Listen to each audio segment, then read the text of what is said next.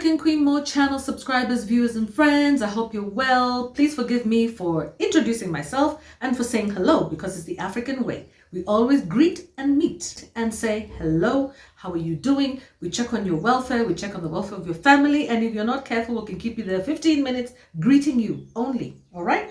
I know that it's not the cool way to go in social media, because everybody wants to jump right onto the topic. This is African Queen Mo with another show. I hope you're doing well. Thank you so much for joining me today.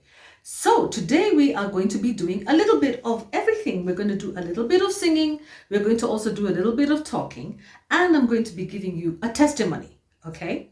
So the song we're going to be singing today is by a beautiful African musician. Since you know I like to sing, and I believe that it's a way to kind of distress and also to communicate on another level, because you know music is an international language. Yeah. So the song I'm going to bring you today is So So by Omalay. I'm just going to try it because it's not very easy, but I'll give it a shot. Yeah, and I'd like you to join me, okay? Join me.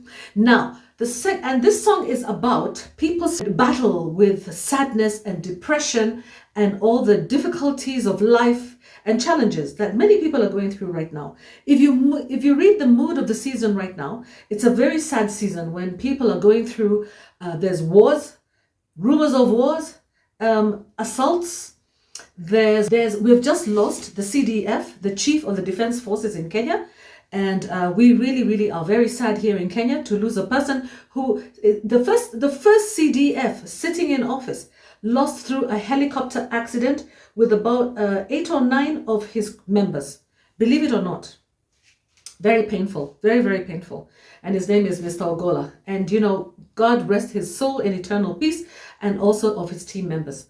Again, we've also going through the issue of flooding in our country. Mwenye anaomba Mungu inyeshe, amekusikia, imenyesha, tafadhali wacha. Na sitataja mtu, usinifukuze Kenya. This, and this also poses a risk with electrocution, drowning, and flash floods, destruction of properties. We were on the search the whole day until this late afternoon, late morning, when we found her within the bed of the river. And one more surprise, at the end of this video, I'm going to be telling you about a very personal story. And that's only for those of you who are going to stick with me to the end, okay? This is a story I haven't told in 28 years. You need to hear it. You absolutely need to, all right? By the way, this is the second take for this video. The first one did not record, so I'm just praying to God that this one is going to work. Let's go. Take 3, take 2, yeah? Okay.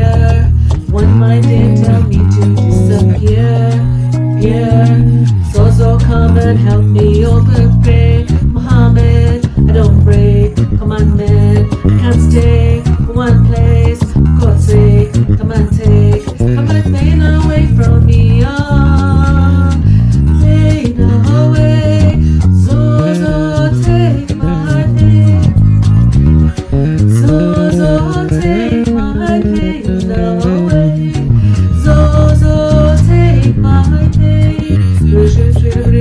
They are talking shit, what I don't get telling me, till you fall for shit.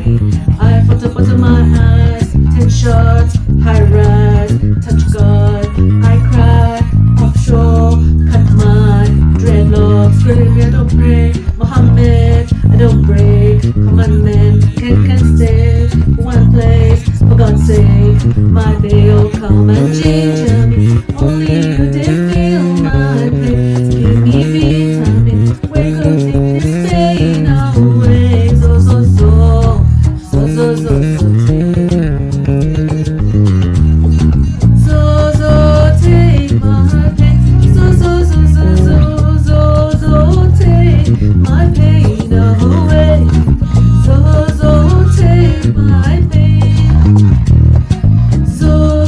Take my pain away. Take my pain. Take my pain away.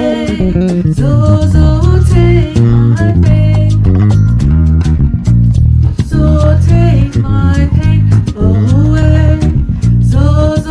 Take my pain.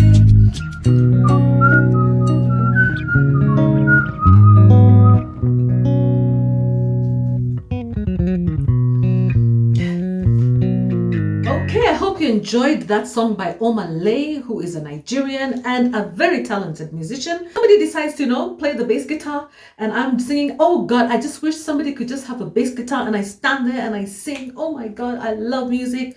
So now let's get into the next thing.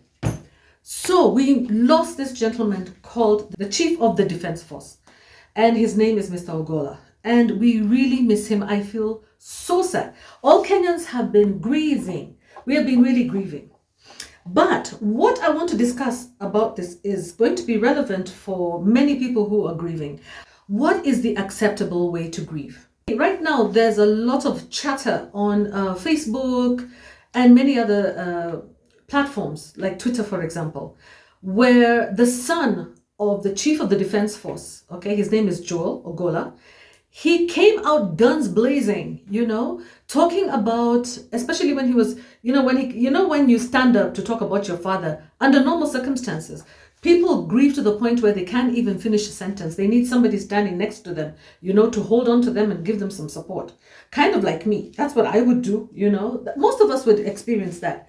But Joel was brought up in a household by a father who was a militant, He's a military officer. And I believe that he instilled in him, or there was a word that Kenyans love to use, inculcated. He instilled in him and inculcated in him a spirit of a warrior, a soldier, somebody who, fights to the end. So we saw him giving a eulogy about his father, talking about his father without shedding a single tear. And a lot of Kenyans were actually pretty upset about that. I don't know. It ticked us off different. KDF Ahua, KDF Ahua. Your Excellency, yesterday I gave you a slight brief on what Mzee would have wanted. And today when we're picking him up from the morgue, I'm glad your direction for merging the military and our wishes have been respected. Mzee lying over here, the casket he's lying in is a very simple mbao ambayo hata haijapigwa randa, is very rough. I've just been told it actually costed 6,800 shillings. Hii mambo mingi ya casket ati mtu mkubwa 500,000, 1 million. His essence and spirit is no longer with us. This is a body which he served the country with, and now it is finished. But you see, I wanted to discuss this issue, you people. This is my view. Yes, I understand. Yes, I agree that under normal circumstances, the son or the daughter of somebody who has died should show some sort of empathy and emotion and should exhibit the normal signs of grief that even animals exhibit.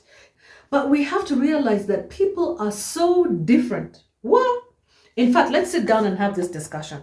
So let's talk about this, guys. Really, let's be honest and say to ourselves, why were we so ticked off by that? For those people who don't know anything about this story, this is a Kenyan story, but it would be important for you to understand, to also participate in this discussion, because we're talking about grief and what is the acceptable way or expected way to grieve for your loved one.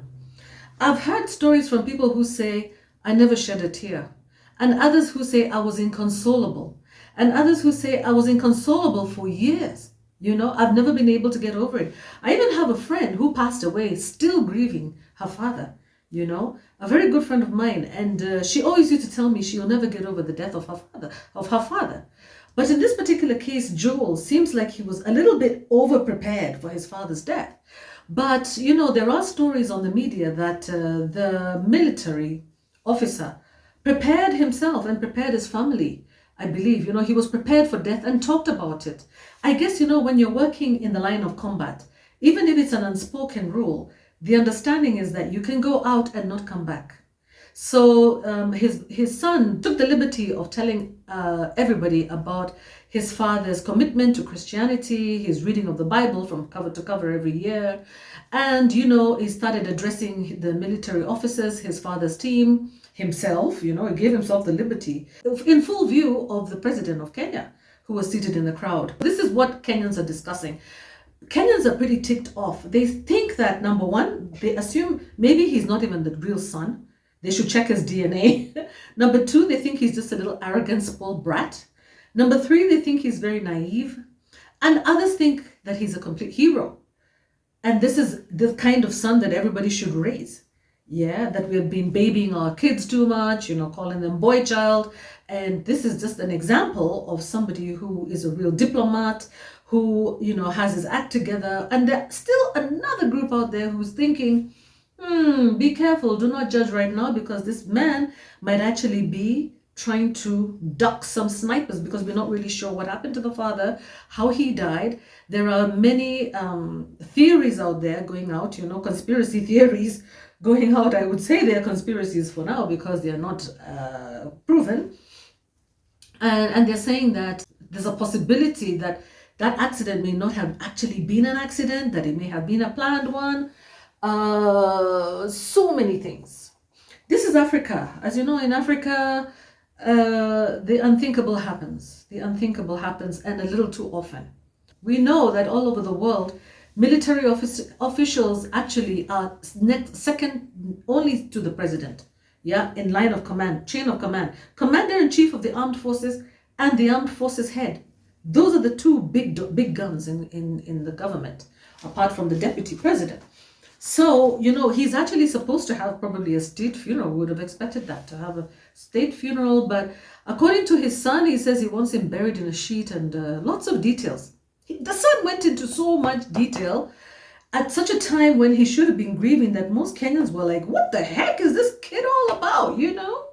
I myself included, although at the beginning, before I heard him mention a lot about the Bible, I thought to myself, wow, what an amazing child. He's so fluent, he's articulate, he's composed, he's calm. I mean, wow, he's a soldier's soldier. He's a son of a soldier for sure, you know, son of a military officer. And, you know, his sister is also so composed. It's only the mother. The mother hasn't been able to say anything. She looks like she hasn't had a meal in a week. She looks like a half a GB. So tiny. So anyway, let's get to the point here. The reason why I brought this up is because I have my own theory about this. I would have judged Joel very, very harshly. Joel, his name is Joel. If I hadn't had this opportunity, number one, is to attend a funeral of a friend whose father passed on. And that lady, we knew the family from a long time ago, and I know that that lady was very close to her dad. When we went to the funeral at Langata, I'll never forget this. This is about 15 years ago. We went to the graveside, and I was like carrying flowers, you know. Oh, sorry. Oh, hi, you're here. Oh, you're here. She's running all over the place, greeting people, ushering them to the graveside. Oh yeah, this is where we're burying him. Hi, everybody. It's been a long time since I saw you. I said, have we come to a funeral? Have we come to a party? Have we come to a graduation? Am I at the wrong place? What is going on? Did they have a bad relationship with her dad? Is she happy that he died? I mean, what is this? I was just so thrown off. It just felt so unnatural and so wrong. Actually, it felt wrong. And I looked at her twice, and for a very long time, I carried a little bit of a grudge against her, because I thought to myself, how insensitive, what kind of a child are you? I mean, how can you be like this at your father's funeral? I thought that, you know, we would be coming over there with a wheelchair to wheel you off, or something. I don't know. I was coming to give her comfort. Apparently, she didn't need it. She was busy comforting everybody. It was like excited to see the whole world. Then I realized later on, after talking to her, I went and visited her and I had a chance to ask her why. I just said, I mentioned it in passing, and I said, do you know what, so and so? To be honest, I thought I'd never talk to you again because the way you reacted at your dad's funeral was very confusing for me. I didn't expect you, to be all over the place. And then eventually she says, don't even tell me about it. I can't even hardly remember the day. I can hardly remember the ongoings of that day. And when people told me how I was reacting and how I was behaving, I was like, really? Is that how I was behaving? She told me that this thing hit her much later. In fact, it hit her like months later. The shock was so serious that her body just went into denial that this had even happened. And that there are stages of grief. There's the unbelief, there's the denial, there's the anger and everything. And they don't come in any order. Yeah, they're not actually coming there very nicely organized for you. Yeah. So you might actually be hit with anger first and start abusing everybody, telling everybody off, complaining if you're in the hospital, complaining to the doctors and telling them off and throwing things everywhere, throwing a tantrum. In other cases, you decide you're going to accept. You say, okay, I've accepted. And then later on, you start going through other stages of grief where you're now denying it. It didn't really happen and you have accepted it. So what I'm saying is, we have the stages of grief, but they don't come in any specific order. So this young man, yes, he's grieving for his father, but his way of grieving is different. So it doesn't come in a nicely packaged manner. So what I would like to say to most Kenyans is cut this guy a little bit of slack. Cut him some slack. Let's watch. I don't even think you'll even remember half of the things that he's doing. The last thing I saw, he was standing inside the grave. I mean, who does that? You go to the graveside and he goes into the grave? I mean, this guy has literally lost his mind. I wouldn't have understood him if I hadn't also lost somebody very close to me. I'd lost a baby in 2010. Most painful experience of my life, and I thought I'd also lost my mind. So I'm going to be the last person to judge. So let's agree that we're not going to judge Joel. He has lost his father and he's the only son of the household, all right? So you can imagine, that huge burden coming onto him. And now he's in a state of disbelief. This is his father, a Christian, his model. Obviously, they're a very close-knit family, and he referred to his mother as his father's wife. He's trying to take responsibility, trying to remove himself from emotion. Yeah, he's not going to call her my mother. He's going to say, this is my father's wife and I'm going to look after my father's wife. I mean, this is what you call losing your mind. It happens. It happens, guys. It happens in funerals. It does. In the Luo culture has a culture of wailing, and I think that they feel denied of the right or cheated of that opportunity to wail and to deal with their own pain. Again, you see, Joel has been told that he may be your father, but he's a public figure. So, people feel that they have the right, just as much as the son, to grieve the general, just like the son or just like the family. So I think we should just go easy. Basically, it's just about going easy. Now, let's talk about our culture. For those people who don't know anything about this story, this is a Kenyan story, but it would be important for you to understand, to also participate in this discussion, because we're talking about grief and what is the acceptable way or expected way to grieve for your loved one. I've heard stories from people who say, I never shed a tear, and others who say I was inconsolable, and others who say I was inconsolable for years. I've never been able to get over it. I even have a friend who passed away, still grieving her father, a very good friend of mine. And she always used to tell me she'll never get over the death of her father. But in this particular case, Joel seems like he was a little bit over-prepared for his father's death. But, there are stories on the media that the military officer prepared himself and prepared his family. I believe, he was prepared for death and talked about it. I guess, when you're working in the line of combat, even if it's an unspoken rule, the understanding is that you can go out and not come back. So his son took the liberty of telling everybody about his father's commitment to Christianity, his reading of the Bible from cover to cover every year. And, you know, he started addressing the military officers, his father's team, himself, you know, he gave himself the liberty in full view of the president of Kenya, who was seated in the crowd. I'll try and see if I can like give you a little bit of a snippet about that. You know, I think I'll introduce there in here, yeah? Yeah, so what do you guys think about that? That we have been babying our kids too much, you know, calling them boy child. And this is just an example of somebody who is a real diplomat, who, you know, has his act together. And there's still another group out there who's thinking, be careful, do not judge right now, because this man might actually be trying to duck some snipers, because we're not really sure what happened to the father, how he died. There are many theories out there going out, you know, conspiracy theories going out. I would say they are conspiracies for now because they are not proven. And they're saying that there's a possibility that that accident may not have actually been an accident, that it may have been a planned one. So many things.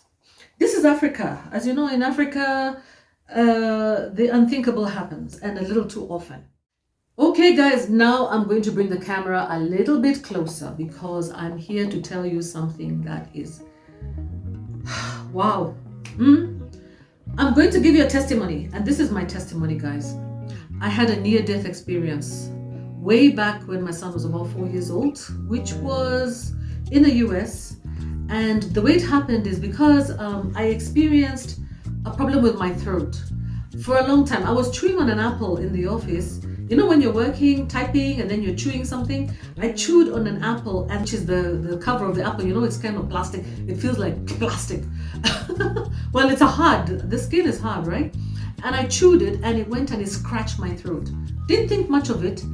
And for a few weeks, you know, all of a sudden, I started not being able to speak properly because I coughed a lot that day. I really coughed to remove it because I was choking on it. And then I started realizing I was speaking like I was whispering and whispering and whispering. And I was whispering and I was whispering, and my voice was getting lower and lower. And I thought, oh, well, no big deal. I'll get better. I was still a student. My son was 4 years old. And I thought to myself, oh, well, no big deal. Well, it was a big deal one day because I received a phone call because I had applied for a job and I wasn't able to do the interview on the phone because the person called and says, "This Maureen?" I said, "Yes, it is Maureen." And I just said to myself, this is ridiculous, man. I need to be able to work. This is crazy. So I quickly called the University of Minnesota Hospital, which is part of the Mayo Hospitals anyway. I called them and they gave me an appointment. And they said the only way to get rid of that little thing, it was like, that's my throat, that's my voice box, that's my larynx, right? It's like a hole, of course, you know, it's like a hole. And then there was this thing that was growing. There was a piece of my flesh that was growing and cutting across. And, you know, you're supposed to be able to, there's something there that vibrates when you talk. But unfortunately, it wasn't vibrating, you know, it was actually getting, it was getting blocked. There was a kind of a block, but my larynx, my voice box, was blocked, so I couldn't release sound. I could not release sound. Oh my God, that was the most scary thing in my life. So basically what it is that they told me, okay, well, we have to book you in for surgery. Are you ready for it? I said, well, depends. I said, what type of surgery? They said, well, we'll just go in there with laser. I said, laser, hot light. So they're going to go into my throat, and then they're going to cut off that piece of whatever it is, you know, that polyp that had been growing, and it was growing. And they wanted to check to see that it was not cancerous, number one. Number two, they wanted to make sure that at least I could speak again. So they asked me, what is your profession? What do you do? I told them, well, you know, I am a student, and at the same time, I also like singing, which is true, right, guys? I loved singing, and I was really worried. They said, you're a singer. Wow. Okay, we'll have to give you the best surgery ever. So they gave me the top surgeon there, and I believe his name was Dr. Michael someone. And they explained the procedure to me, and they showed me on the TV screen. I saw my larynx, I saw that polyp, I saw how it was growing and how it was distracting, how it was blocking the air from traveling properly through my voice box, and how it was stopping me from speaking. But then they told me that if I have a child, it's going to be difficult because I won't be able to speak for 5 days. So they told me to put my child in care, maybe with a friend, and which I did. So long story short, came the day of the surgery, and I'm on my on the table there, and I'm telling God, oh God, please let me wake up, because I'm the only parent, and I'm here with my son. My parents had just brought my son actually from Kenya. I'm the only person here with my baby, and I was like, oh my God, really worried. I'm on the table, and before I know it, I'm out. They had opened up my jaw like that. Okay, my mouth was opened up really wide so that they could take that light down there and burn it off inside my throat. And the other option would have been that I would have had to have a cut on my throat. Then they go in physically and clip it with scissors. But they wanted to make sure that that's not going to grow back again. And they told me that I must not even whisper for 5 days. Imagine you're a parent and you cannot even whisper. So I talked to my friend B, and she said, yes, I'll look after your child, no problem. Okay, you just go. And I don't know what happened, but it was not possible for her to look after the child. I had come out of the hospital and take him back home. So there began our sign language between me and him. He's asking me, why aren't you talking, Mom? Why aren't you talking? Okay, now I've skipped. I should go back to the surgery room.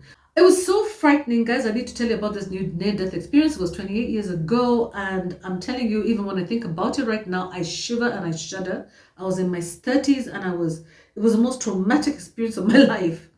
So I was on that hospital bed, and I saw myself, after the anesthesia, I almost immediately felt myself leave the room, leave my body. I could see the doctors are still there. I couldn't see my body, but I could see that there was something going on there.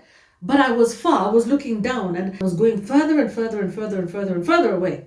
And I kept going and going and going and going. And I was like, hey, where am I going, man? So I started asking myself questions. Hey, am I dying? Did I die? Oh, I'm not dead.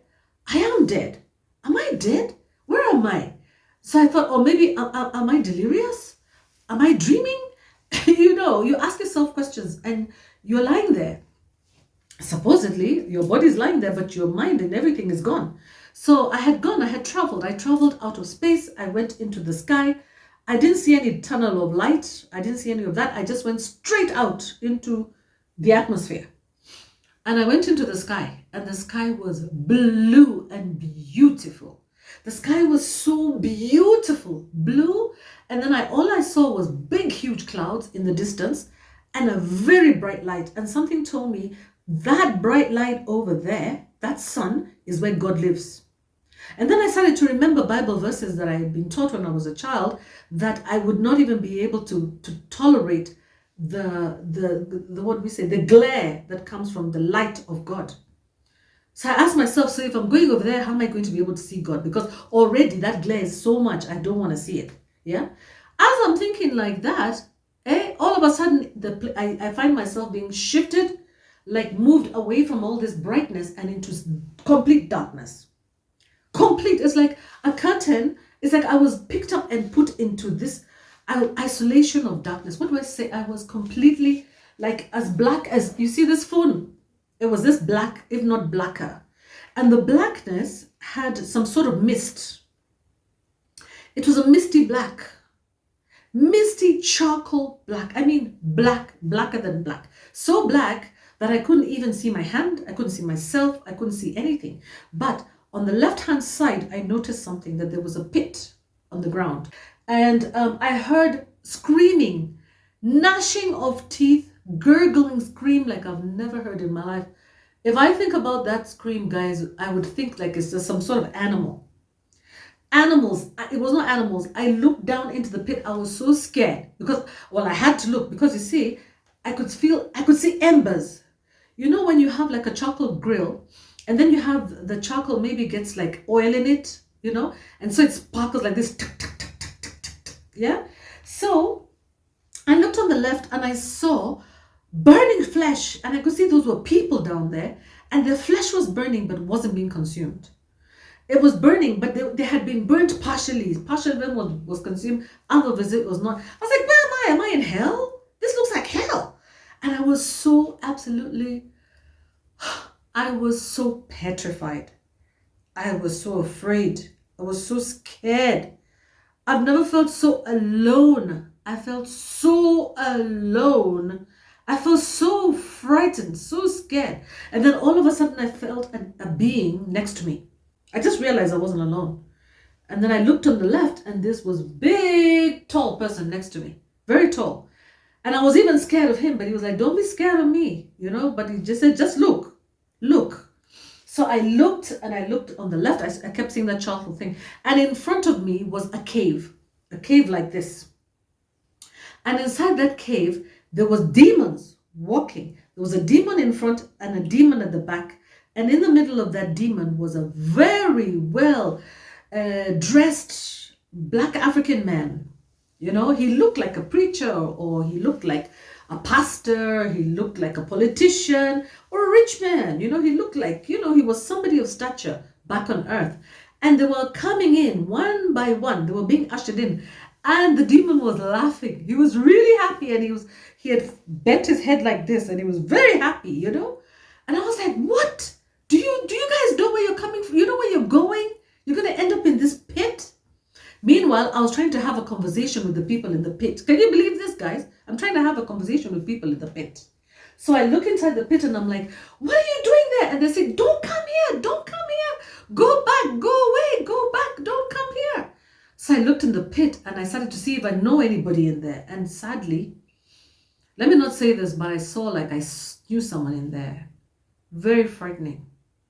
I won't say who. I haven't told this story, guys, before, but I feel like it's time. You know, everything has its time. And it was triggered by, you know, the death of the general who died as a Christian, who knew God and who apparently read the Bible from cover to cover. So I'm praying that, you know, his spirit is in the right place and his soul is in the right place.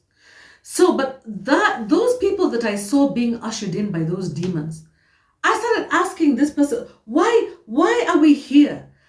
If God is really God, why do we have hell? And so the person said, you know, because these people had their chance. I said, but why can't you give them another chance? Why should they be dying? Why should they be screaming? When is it going to end? He says, never ends. It never ends. It goes on forever. These are people who have been in this pit for a long time. Let me not belabor this point because it's actually very traumatizing for me. I don't want to talk about it. And I also don't want to traumatize you guys too much. But in the end, and I asked myself, I wasn't asking him.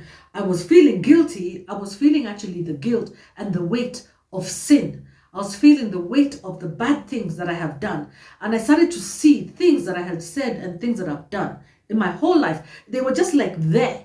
It wasn't a book or anything, but I felt weighed down by my badness, by my evil, I felt like I should be there, but I didn't want to be there. You know, guys, during that period, one I'll tell you is that I was in my 30s and I was a very bitter single mother.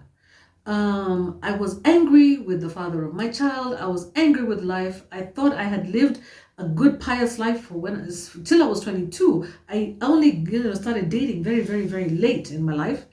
And unfortunately, I met with people who were not the best, you know. So, in short, I ended up with a child. The father was not going to be responsible. I was alone.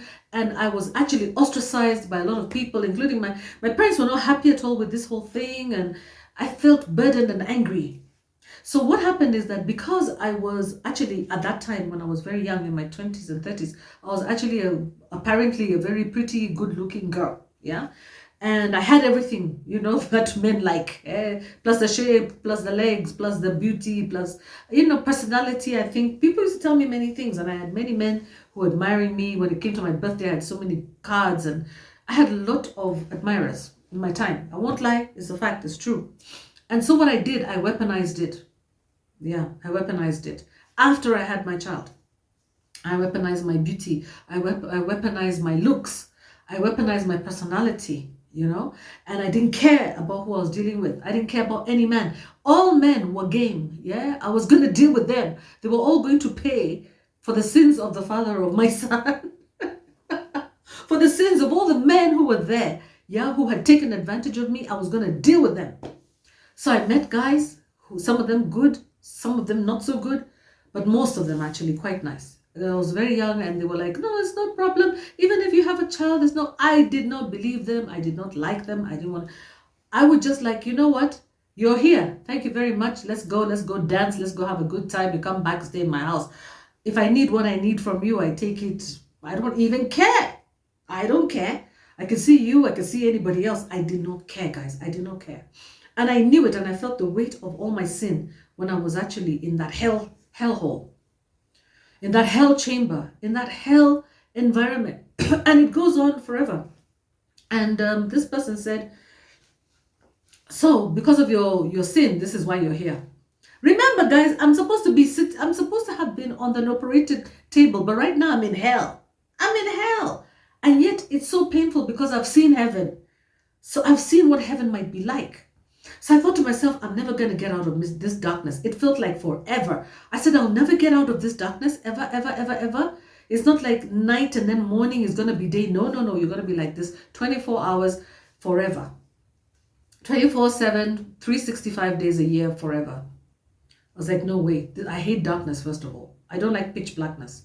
So I started to negotiate. I started to beg. I started to cry. I started to anything. I'm crying and I can't cry. So I begged and I begged and I begged and I begged. And I said, please just give me one more chance. I'm not going to do this again. I'm going to stop my bad behavior. I'm not more going to do this anymore. So this person says, okay, you've been granted another chance. You can go back to your life. Because you see what happened is I could see when I was out in the beautiful sky, I could see my son playing on the climbing frames. It was around 3 or 4 o'clock, so definitely he had come from school. So I could see he was playing on the climbing frames at my friend's garden outside there. That friend of mine was from Uganda and she was lovely, but unfortunately she passed away. So sad. But anyway, she passed away much later. But he was playing in the garden. So I started negotiating. I said, my son is from Kenya. He's going to be all alone in America. Who's going to look after him? I'm the only parent. What? Oh, I negotiated. I said, okay, for the sake of your son, you can go back. You can go back. Okay, for the sake of your son, go back and don't continue doing what you're doing. I tell you, when that happened, in an instant, in less than an instant, I was on my bed and listening to voices. Maureen, Maureen, my name is being called. Maureen, Maureen, Maureen, Maureen. And I'm surrounded by doctors. And I heard them say, one of them say, oh, she's back. I think what happened, the anesthesia was probably so strong, the one that they used, that they probably were worried that I'm not going to get out of that anesthesia. So you guys, this thing is very dangerous, you know. So I almost lost my life probably. I don't know. But then the nurse that was left with me, oh, she looked after me. The way that she looked after me, I knew that I was on the verge of death. I was on the verge of real death.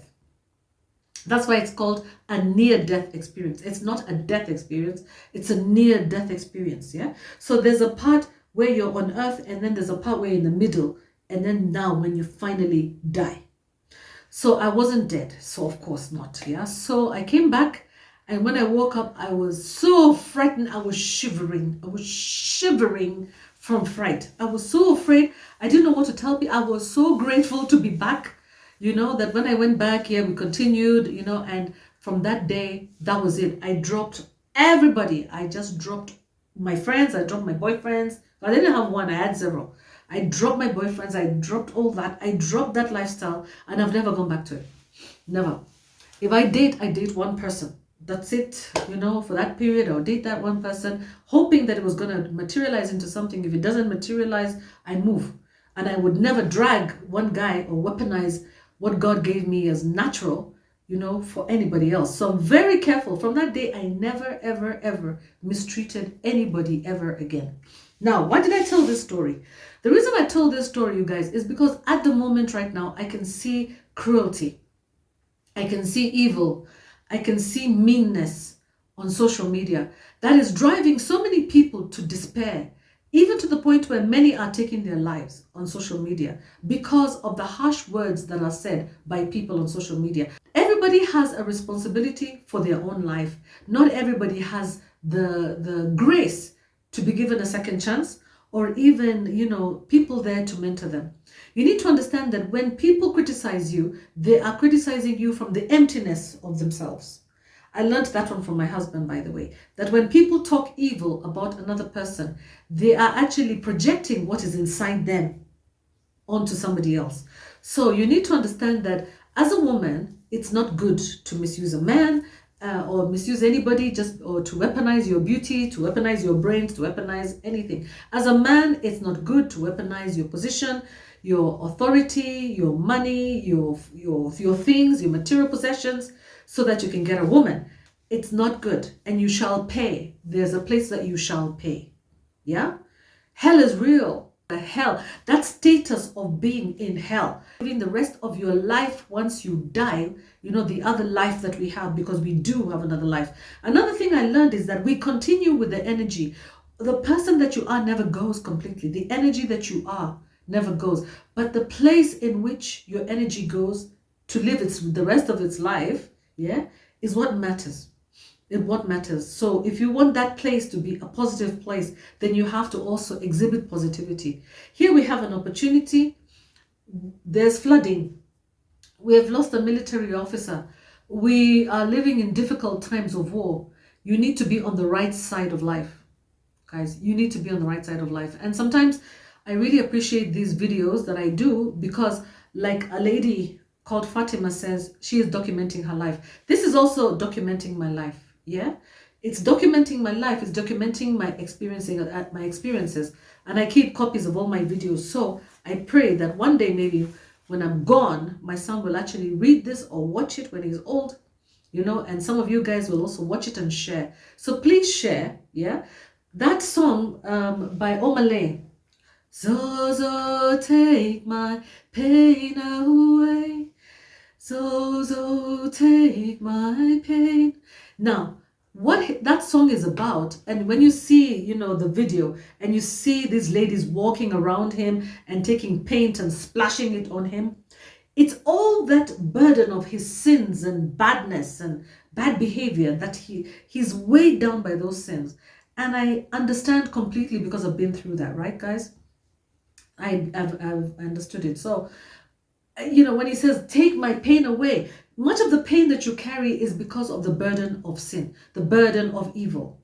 Once you discard that burden of evil, you actually lighten up. He tells this mask is actually the god of depression, and a lot of the depression that people feel is because of the evil in their hearts.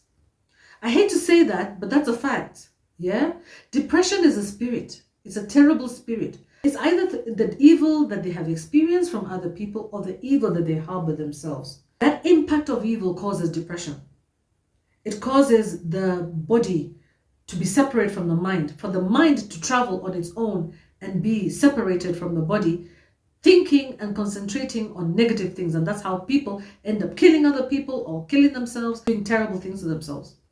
So on that note, I just want to say that this is the time to really watch our words with people who are grieving. Understand that grief doesn't actually have a form. It doesn't. And it's no respecter of protocol. It will do what it wants. It will engage the way it wants.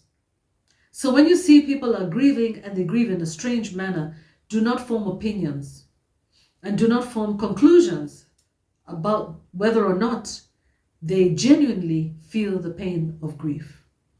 Okay, and on that note, thank you very much for your time. Do appreciate it. Thank you for those of you who stayed to the end. Thank you very much. Please ask me any questions that you have. What do you think about this issue? Thank you for giving me the space to share my near-death experience. At least I can talk about it now. For many, many years I could not. Like for 28 years I could not talk about it. It just traumatized me. So thank you very much. I'm not going to hold you any longer. I want to leave you to enjoy your day or night. Thank you for staying with me. Thank you for subscribing. Please share my videos. I heard that some people are having a hard time putting likes on my videos. Most likely it means that you probably watched the video when it was on Facebook. There I get a lot of comments from my Facebook friends. So if you want to put a like, or if you can, please put a like. Just open the video in YouTube directly. If you get into YouTube, then it's going to be easy for you to put a like on my videos, which will be very helpful. And if you put a comment, actually YouTube pushes my videos. So come on guys, push me on, yeah? I appreciate you very much. Thank you very much. Take care guys. Bye bye. Much love to you. Be good, be kind. be sweet, be flavorful, be yourself, and be the gift. Be